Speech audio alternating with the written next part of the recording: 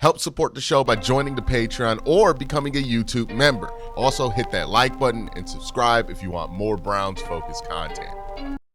The more games we see Shedeur play, the more reps we get from Shedeur, the more I'm reminded of the inverse of the conversation that a lot of people were having earlier in the offseason, or even when Shedeur played his first game in the regular season.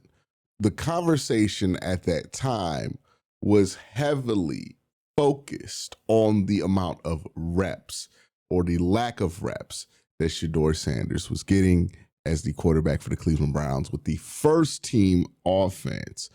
This meant game reps. This meant practice reps. People were just talking about reps.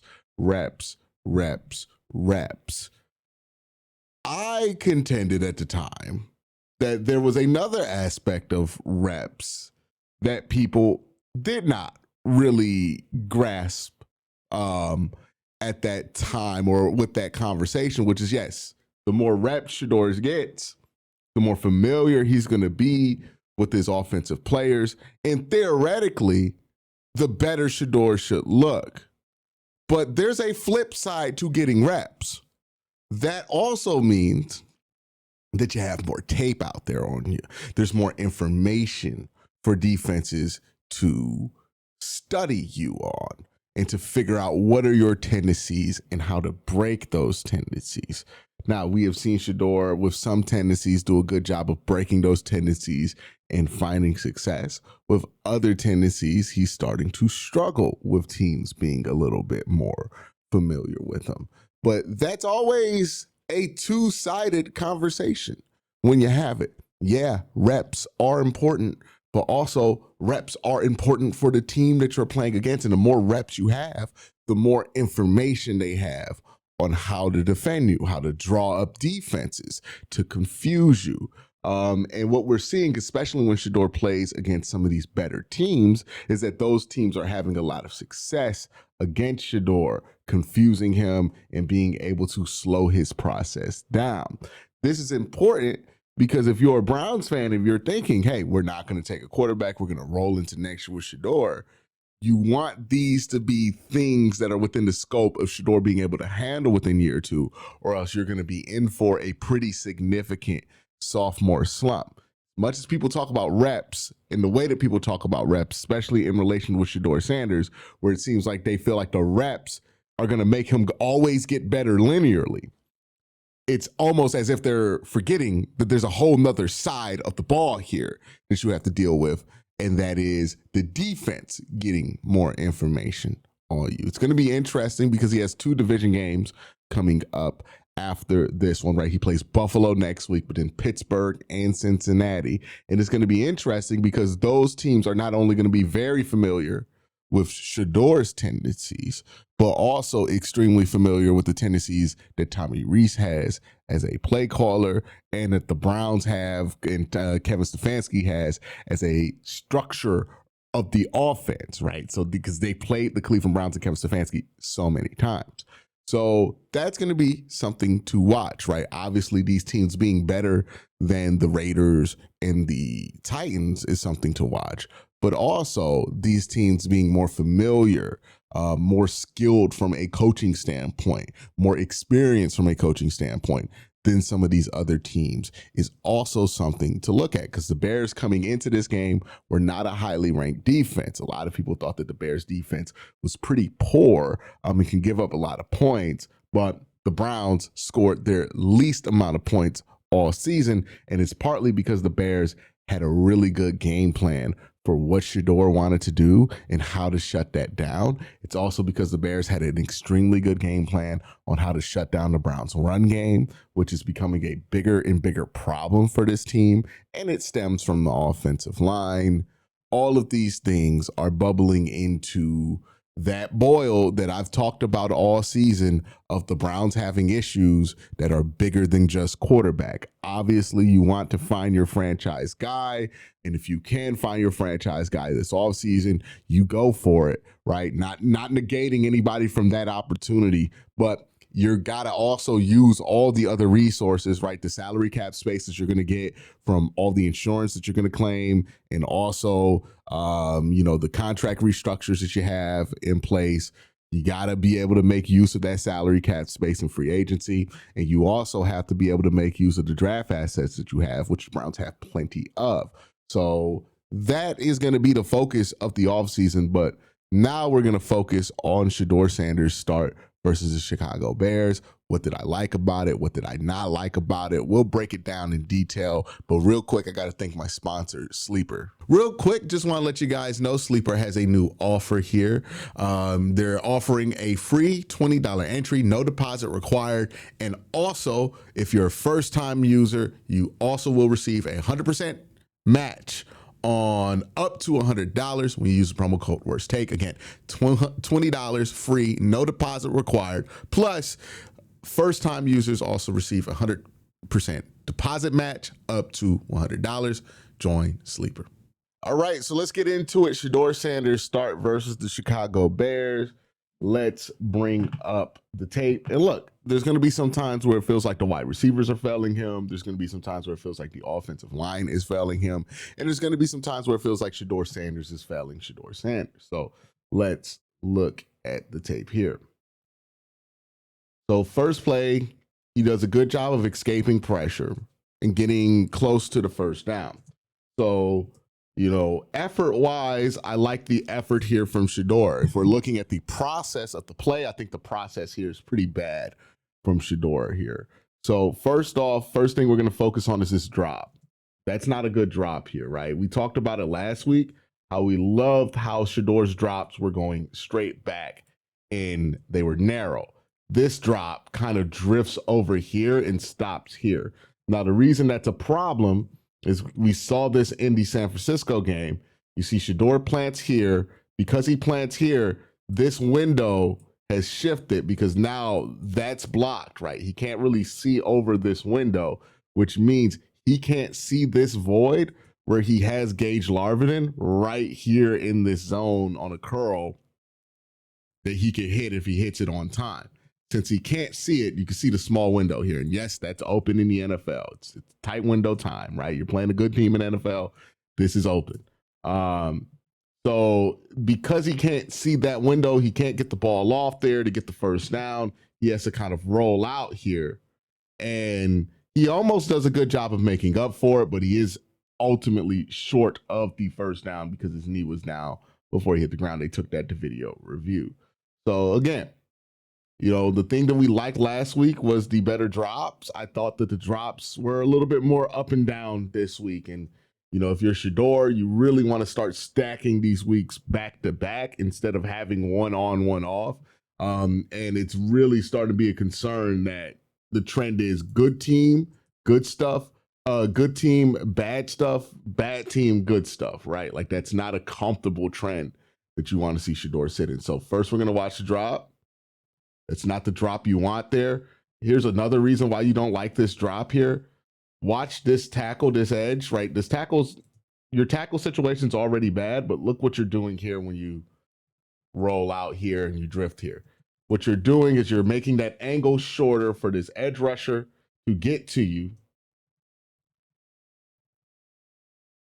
And again, you should just get to the top here, and then you can have the opportunity to step up. And then once you feel like he's going to hit that corner, you can hit that corner and hit him there for the first down. So good effort here by Shedeur. The process of the play, though, I think it was not very good from Shedeur.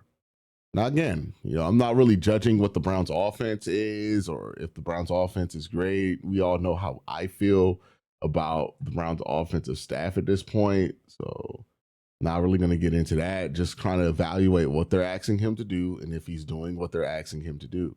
All right, 2nd and 8 here. The end of the first quarter. This one, he just gets smacked. Let's see if there was even anything that he could release to. Now, if there's one complaint that I'm going to be very vocal about in this video about the structure of the Browns offense is they know this offensive line is struggling and they have nothing quick ever available, right? Like everything feels like it takes forever to get to or too much time that they have. Right here, I don't know what happens because it looks like they got the right like shift in. It looks like it is 4-1, 1 slide out, right? Like that's what the slide looks like it should be from the footwork of this tackle and the footwork of this guard. It looks like they got the right slide in. I don't know what it is that Joe Batonio is doing here and why Joe Batonio decides to down block here. I don't know why that happens because he should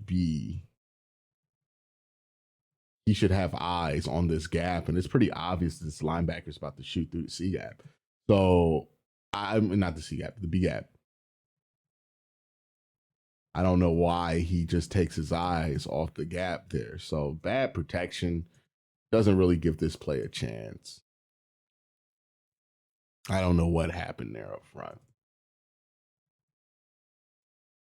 All right, second quarter, 1st and 10. Browns really didn't get much offense going in the first half of this game. So there's some good here, right? I think mechanics wise, this is pretty solid. Handoff here. Look at the drop, step up. I like the skirt, right? The slide, nice slide here. Keeps his eyes downfield. I think with Shedeur, what he's going to have to master as his career goes on is knowing when he's done enough athletically to get the job done. And this is not something you would expect a rookie to figure out, by the way, right? Like if he hasn't already figured it out. This is going to take some time. And this is why I've been open to, and I've been talking about the idea of, hey, Shedeur might take a little bit more time than people want to be who you want Shedeur to be.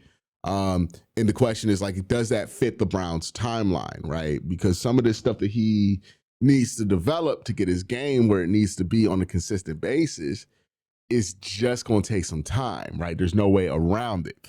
What I mean here is just knowing that athletically he did enough. Right here, he did enough, right? But you can see him still trying to cut up and make another play here. If he just does this step and then plants again, he can wait for this end to come across the field and he can make that throw. But because he's still jittery in the pocket after making the step up, right? And he's going left, right, trying to figure out what he wants to do. He doesn't really get to see this window pop up. And look, this is butt booty naked open in the NFL against a good team, right? That's open. There's nobody there. The linebackers are all within 5. They're not in the window to do anything about that play. Safety has carried the seam here.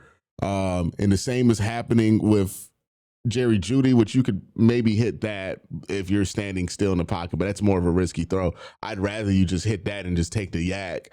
But there's a really big hitter here for you if you could just settle in instead of jumping in and then almost throwing a pretty brutal interception there. I don't know where that ball is intended, but that would have been a pretty brutal interception. Maybe it got hit. I'm not sure. It doesn't look like it got hit. It looks like he just intended it to throw there, and he almost just threw a very brutal interception. Again, like what he did at the top of this rep, right here, boom, step. Now just realize you did enough right there, right? The pocket is created. You have avoided the problem. You got rid of somebody. You did a great job doing that. That was enough. You now have the pocket. Just resettle yourself and know that you got this coming across the field when you see both these linebackers sucked in towards the check down, right? That should be right there when he sees this. But when he sees this right here, he should know that he has that open.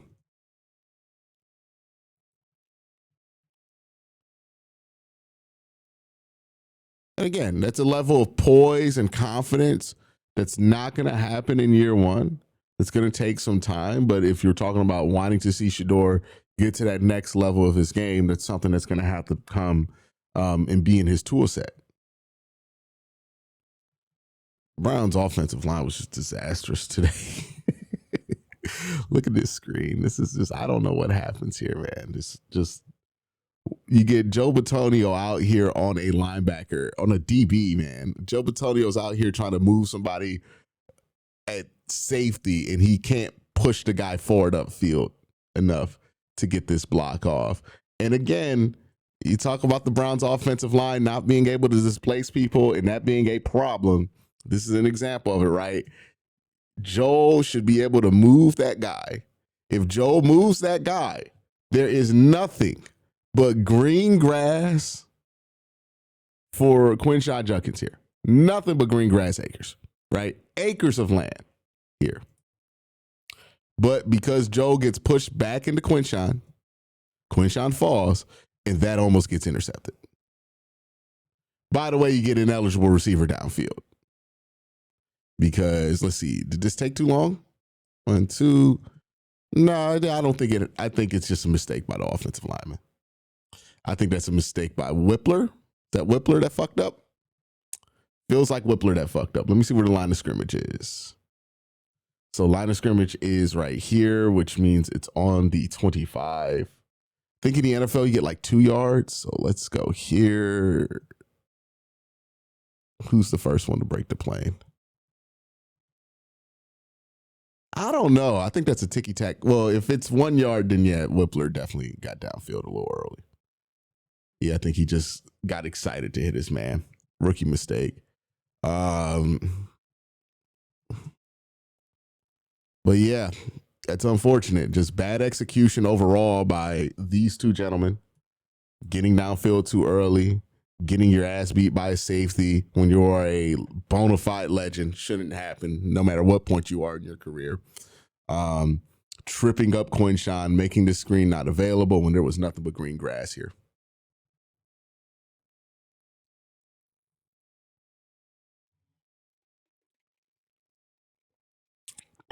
Turning a game-swinging play that should have been a game-swinging play into a 5-yard penalty. All right, 3rd and 10. It's the nice throw to Isaiah Bond. This is really, really nice.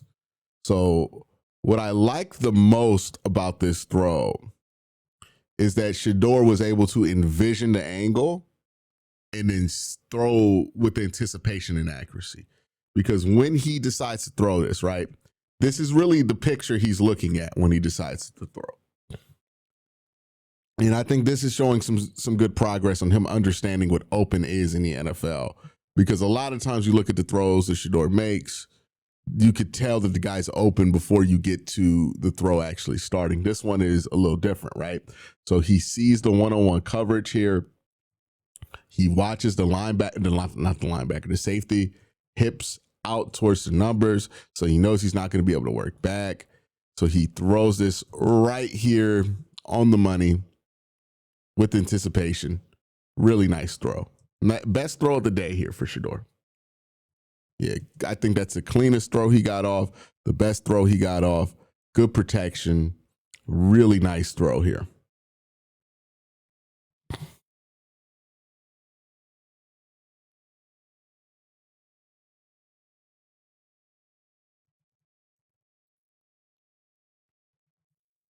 All right, now 2nd and 8.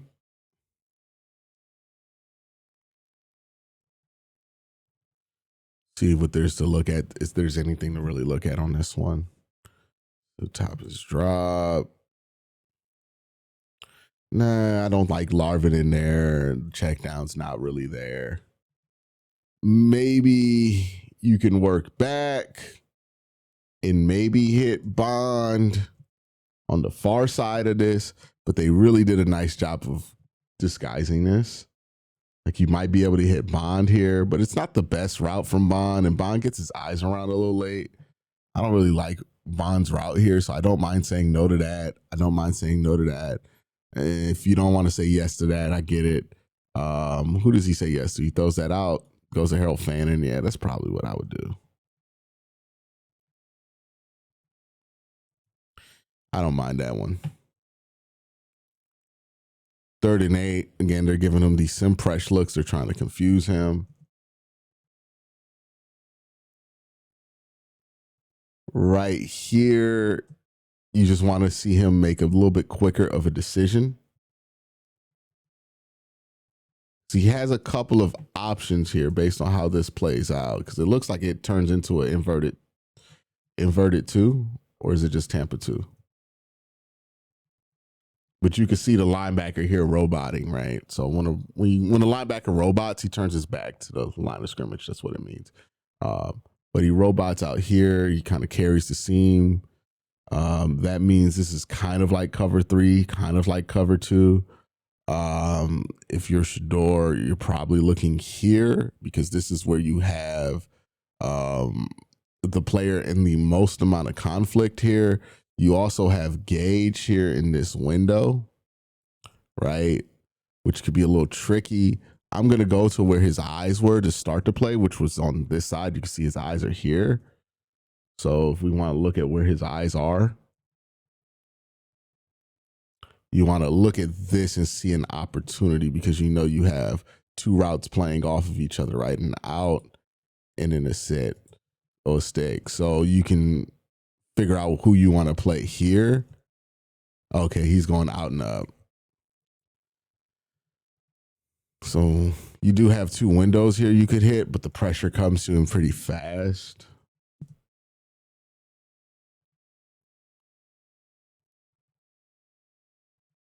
Yeah, I would have to know more about like what the call was and what they were anticipating, because the only thing he could have realistically got off with this amount of pressure is to this window, right? Like that right there. He had the time to maybe hit that window because he's rounding the corner right when he should probably be throwing this.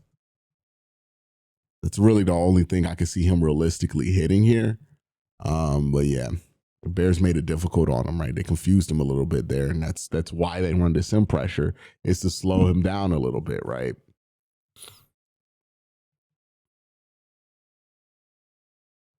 So the Bears got really, really caught on to how much Shedeur loves Harold Fanning, right? They have really caught on to this. You notice every time that ball goes in the direction of Harold Fanning, like people are shooting downhill to try to get to it. And it almost caused the interception. It eventually did cause the interception. But it could have caused like multiple interceptions because the Bears were really keyed in on this tendency from Shedeur. 2nd and 15 here. Step up. It's just a little bit sloppy here. Like you like that he stepped up, but he displaces himself so much in the step up that he's never able to reset, right? So yes, step up, but also cleanly, right? Now, part of the reason he doesn't feel like he can reset, probably because his guard is getting beat here, or this tackle getting beat pretty bad here. So he feels the need to run out. Yeah, I don't mind that. I don't mind that. I actually understand that now.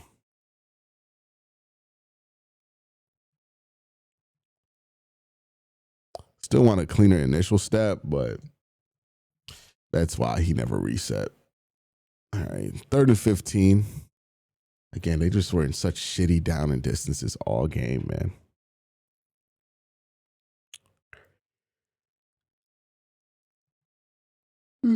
Don't mind that. Just a bad throw. Good decision. The ball's just off target here. Got to get that ball on target here. This does bring up one of my other concerns with Shedeur, right? Arm strength is not an issue for Shedeur. He can push the ball downfield and get to the spots that he wants to. But driving the football, I don't think he can drive the football that well. Just by watching him in the NFL, I don't see a lot of times where he chooses to drive a ball. Like right here, he tries to drive it, but it's inaccurate. It's a good decision, but he tries to drive it. It's inaccurate. And it seems like whenever he's trying to drive a ball, he's a little bit less accurate. Well, not even a little bit, significantly less accurate. This right here is the interception. And keep in mind, well, was this an interception? No, it wasn't. It should have been an interception. So, we could take away the Jerry Jeudy interception that completely wasn't Shedeur's fault. One of his better throws in the game. But this interception gets dropped. That's why he has, 4 turnover-worthy plays, according to Pro Football Focus. So right here, keep in mind who this is, right? Harold Fanon. He really got caught staring at Harold a lot. And the corner doesn't even hesitate, right? He sees Harold set up here. He's like, I'm jumping this. There's only one thing this can be. And he jumps it, and he almost gets an interception. Could have got a pick six if he stayed on his feet. But that's what I mean was like, yeah, we could talk about reps, and reps do make you better, but reps also do expose your patterns. And the defense is going to study that, and they're going to start designing stuff specifically for you. They're going to start confusing him on his progressions specifically to Harold Fanon, right? They're going to start baiting him with stuff like this. And again, another thing that's popping up on tape when you watch Shedeur, and why progress doesn't tend to be linear at the quarterback position, just because you get more reps doesn't make you automatically a better quarterback, is they're looking at what Shedeur can and can't do. And again, that drive of the football, this is one where you just need to drive that in there. And again, Shedeur's not weak armed, but the drive just doesn't, the fastball doesn't seem there for him, right? This thing's just a little bit easier to catch up with than you would want it to. All right, he timed that up. You can't really rocket it the way that some other quarterbacks can rocket it.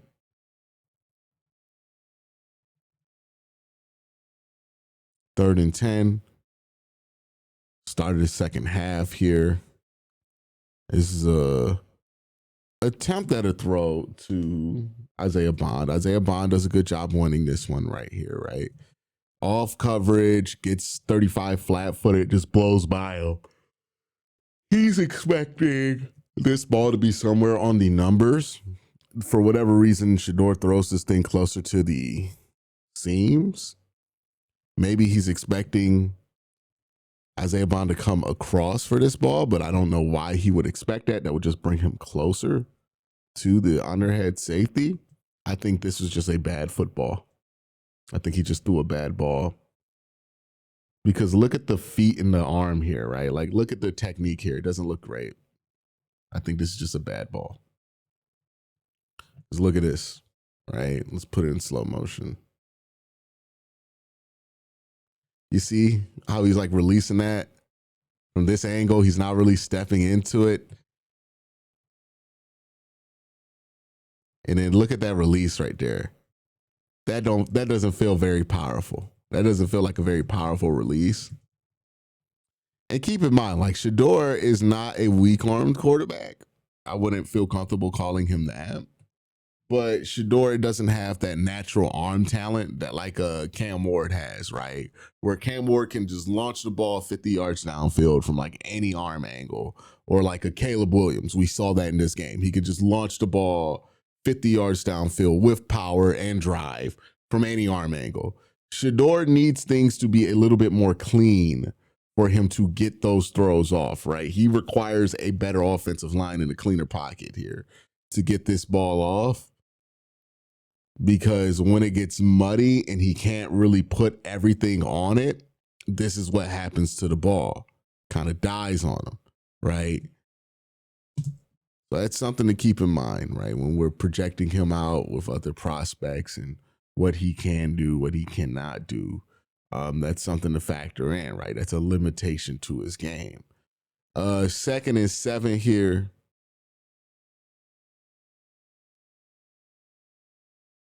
I think he got real fortunate this wasn't an interception.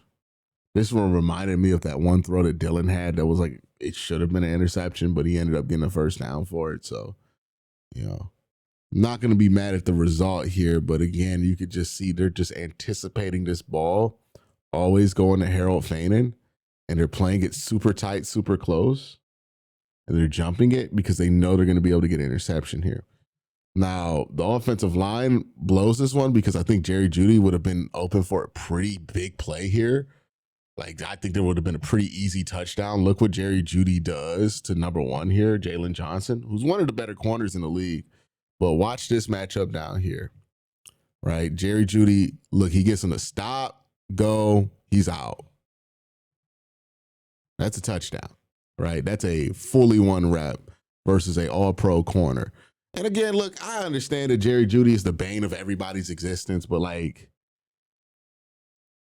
when you're limited at wide receiver already, you can't afford to let go of a guy like Jerry Jeudy. So you got to figure it out and figure out how to put him in a position to be more successful next year. You can't just give up on him. But yeah, he wins this rep, gets up, out, boom. But unfortunately, you can't get the ball to him because the protection didn't hold up. You got a third string guard. You got a backup center in there. He gets beat pretty badly, and that puts pressure right into Shedeur's lap.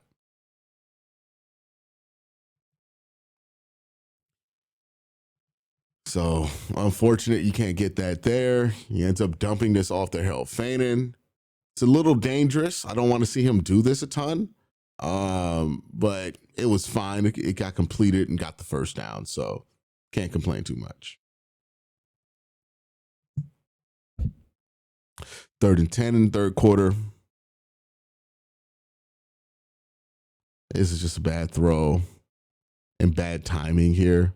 Right, Bond does the right thing. He sees his corner leave him. He keeps his eyes around, even though I want him to have his eyes around a little bit earlier. But he gets his eyes around enough to where Shedeur feels comfortable throwing into this void. The throw's just off here, and I think the timing is off between these two players.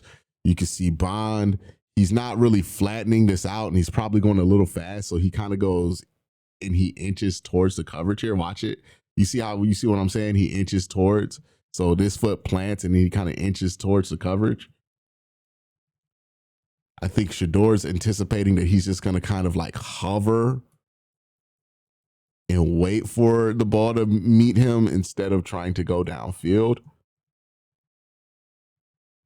So, both these guys are rookies. This is what you see between rookies, right? Even promising ones. You're going to see this kind of stuff on tape. Part of learning the game at an NFL level and learning your teammates. Third quarter, 8 minutes, 53 seconds left. A little play action here. He has to get better at these play actions, by the way. So he throws the interception. It's a pretty bad interception here. Let's see what 48's supposed to be doing. Yeah. So let's look at the play action fake here. He's not good at this. He has to get better at this. I pointed this out last week as well. Yeah, he's got to hold that out a little bit longer and make it look like an actual handoff. Instead, he's just kind of like, yeah, all right, I'm back. Doesn't really hold the linebacker the way you would want it to. And look who comes back to get you. It's the linebacker. And oh, by the way, look who was targeted on this interception. Let's zoom in. That is number 44. They are aware of your tendency to lock in to Harold Fainin Jr. They are very aware of this tendency. Right here. Oh, it's probably going to Harold, right? Let me go back and tip it. Also, not a good ball. Just right to him. Yeah, that's the one that broke the play. That's the one that broke the game open for the Bears, right? That's the one that put the Bears up 21 and put this game out of reach. So can't have that. 2nd and 9 for Shedeur here. Third quarter, 7:52 left in the game. Gets pressure up the middle. And this was a nice throw to Isaiah Bond. Look, Shedeur throws really nice, really pretty teardrop passes. I do worry about the lack of drive that we see on some of these passes, but a really pretty teardrop pass here. Isaiah Bond does a really good job of tracking this and like slowing down, because Isaiah Bond could have just completely outran Jalen Johnson, but he did a good job tracking this, because it is a little underthrown because he gets hit, which is fine, obviously. And good job by Shedeur to stay in there, stay poised, and make that throw. The one thing you cannot say about Shedeur is that he does not excel at the deep ball. He is pretty good at throwing these deep balls. He's pretty good at anticipating these deep balls. That's the best part of his game, right? I think there's a bit of Jameis Winston to him when it comes to like that ability and that desire to throw the deep ball. And he's pretty good at it. So there is that. 2nd and 7 here. The Browns in scoring range in the third quarter. 6 minutes, 40 seconds left in the game. They send Isaiah Bond in motion. They throw off that motion into a screen, and nothing really happens there. There's nothing to evaluate. Here at 3rd and 9. Yeah, this is the throw to Jerry Jeudy that turns into an interception. So this shouldn't have been an interception. We've gone through this. People have gone through this. It's a great route by Jerry Jeudy. We saw him do this earlier, a little bit more successfully against Jalen Johnson, but really good route. He doesn't have to catch to get this, but I can understand with the level of quarterback play he's been dealing with all year and pretty much through his career, why he would have the instinct to jump here, right? Because you even go back to college, he's used to playing with Tua. He's used to this ball being underthrown and having to kind of turn around on it, right? But he didn't really have to jump here. That alerts the safety to try to make a play on it. But I'm going to be real with you. The jumping here isn't the problem. He's just got to catch the fucking ball. Like, even with the jump, nobody gets there in time. The ball doesn't get knocked out of his arm. He's just got to catch the fucking ball, you know? And that's the thing with Jerry Jeudy. You know, I was put on a TikTok edit of Jerry Jeudy. I think it was, some people called it like a hater video. Like, they was saying I was hating on Jerry Jeudy when I said this. And I think if you watch my stuff enough, you know that I have a lot of, I think I'm more charitable to Jerry Jeudy than most people would even want me to be at this point. But that's something that came with the territory with Jerry Jeudy, where he has these focus drops.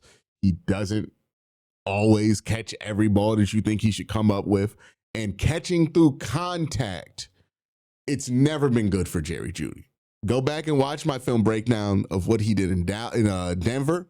Go back and watch what he did even last year. The catching through contact, it's been an issue going back to Alabama, in Denver, in Cleveland.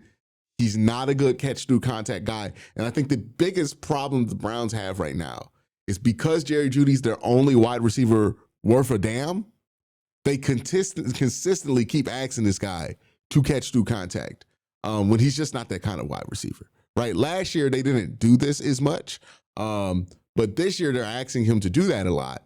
He's not that kind of wide receiver. He's not a 50-50 ball guy.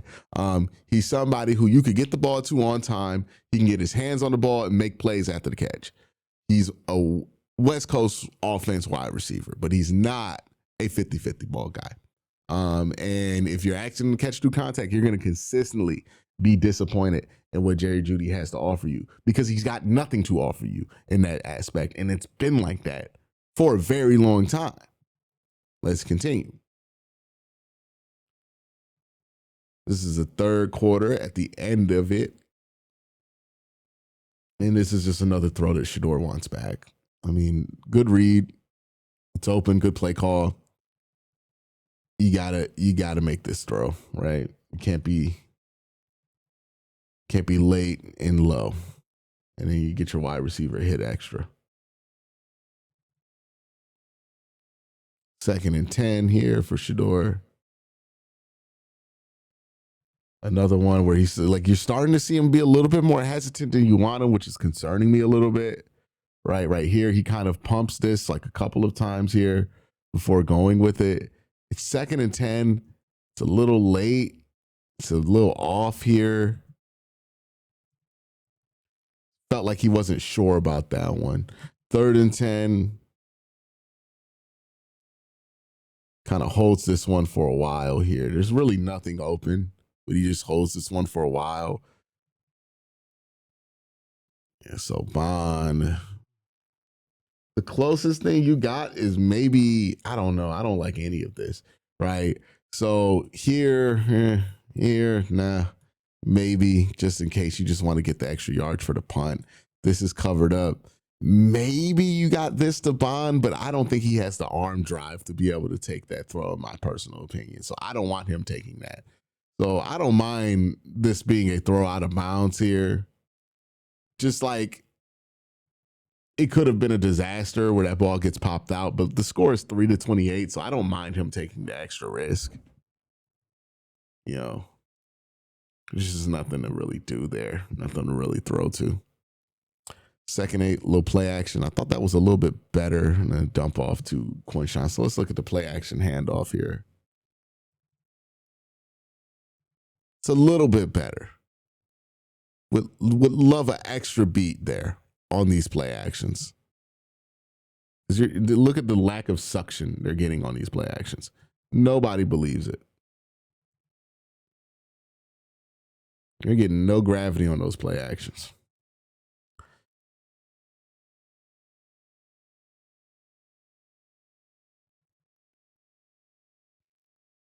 All right, this is 3rd and 6.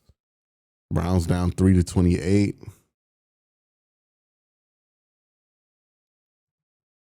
Did what I wanted to do earlier, right? Hits that little void there with Gage Larvin. So good job. Just being calm, trying to play in structure, get the first down, move the chains. In the fourth quarter, 9:50, 1st and 10. Again, just another in structure play to Harold Fainin.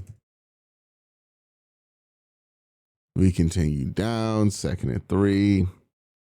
Play action. Throw underneath, and then he catches up to an interception. So again,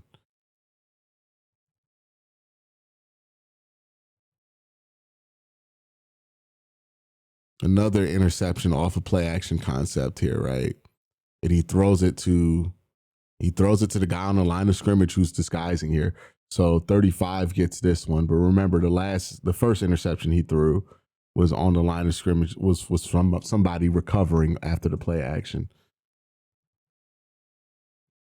I think him and Quincy could have sold that a little bit better, but I don't think that's the reason for the interception.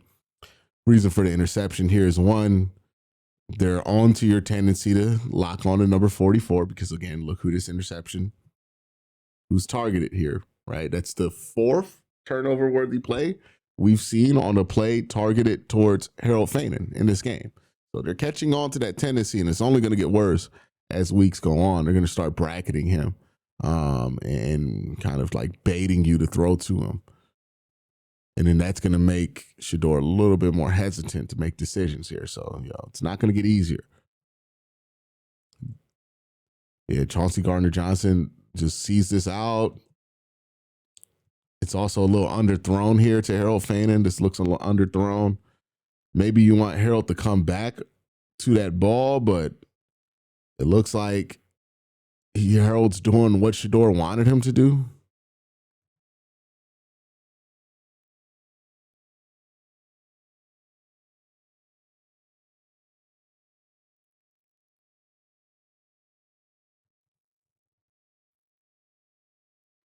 Yeah, just a bad interception here.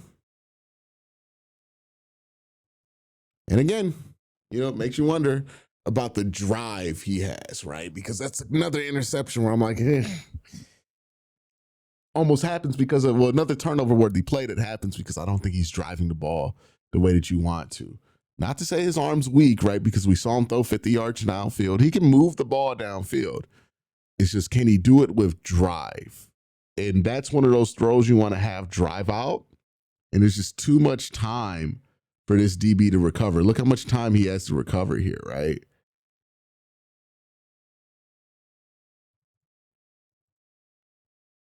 Yep.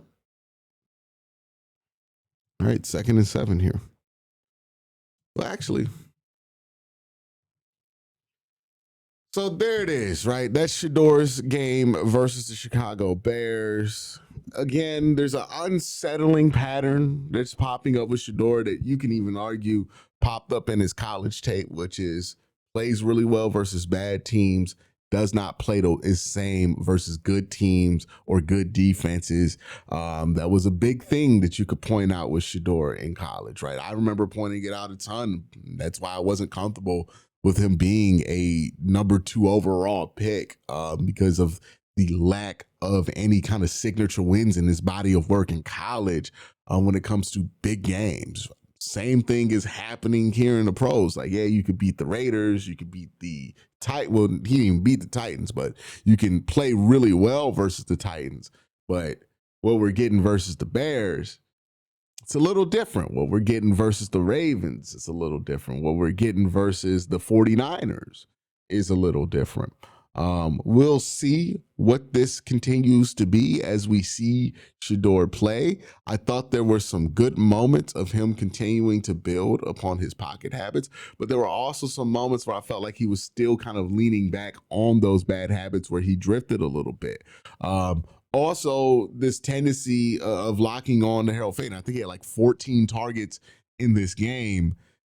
He's got to break that. He's got to spread this ball out a little bit more, because if the Bears are aware of it, the Bills are going to be aware of it. The Steelers are definitely going to be aware of it. And so same with the Cincinnati Bengals. So definitely one where Shedeur is going to want a lot of these throws back, a lot of these decisions back. Not his best game. But you guys let me know what you think in the comment section down below. Have a great day. Have an even better night. Peace.